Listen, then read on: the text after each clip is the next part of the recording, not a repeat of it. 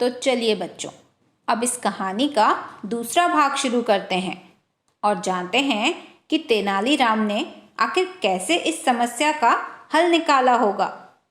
जब अगले दिन राज दरबार में दिल्ली के सुल्तान द्वारा भेजे गए दोनों पत्रों को लेकर सभी लोग आपस में बातें कर रहे थे। हर कोई इस समस्या का हल अपने तरीके से ही निकालने की कोशिश कर रहा था। तभी अचानक तेनालीराम मुस्कुराते हुए दरबार में आए और बोले, महाराज की जय हो। मैंने दिल्ली के सुल्तान के पास भेजने के लिए जवाब तैयार कर लिया है।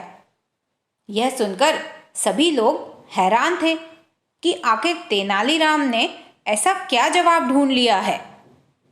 तो महाराज बोले, बताओ तेनालीराम, बताओ तुम्हारे पास क्या जवाब है, जरा हम भी तो सुने।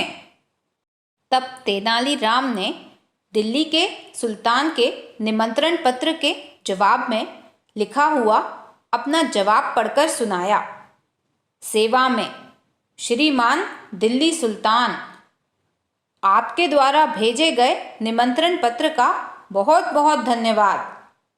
हम आपको कुएं की शादी की बहुत बहुत बधाई देते हैं। आपने इस शुभ अवसर पर हमें याद किया और कुएं की शादी में सम्मिलित होने के लिए आमंत्रित किया। इसके लिए आपका बहुत बहुत धन्यवाद। आपका निमंत्रण मिलते ही हमने अपने राज्य के सभी कुओं को इसकी सूचना पहुंचा दी, परंतु वे सभी कुएं बहुत नाराज हैं, क्योंकि आपके कुएं उनके विवाह में सम्मिलित नहीं हुए थे।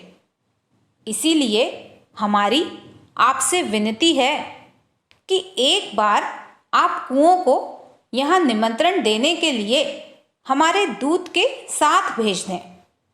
इस निमंत्रण के बाद हम आपको आश्वासन देते हैं कि हमारे कुएं आपके कुएं के विवाह में अवश्य आएंगे और हम सब भी उनके साथ दिल्ली अवश्य पधारेंगे।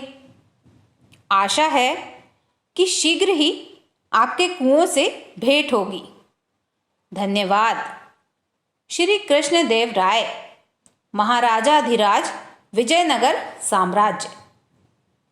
निमंत्रण पत्र का जवाब सुनते ही पूरा राज दरबार तालियों की गड़गड़ाहट से गूंज उठा। तो फिर क्या था, महाराज कृष्णदेव राय ने तुरंत ही इस संदेश को दिल्ली के सुल्तान के पास भेज दिया और पत्र पढ़ते ही दिल्ली का सुल्तान बेचारा चकरा गया और उसके मुंह से निकला, हम कुओं को तुम्हारे साथ कैसे भेज सकते हैं।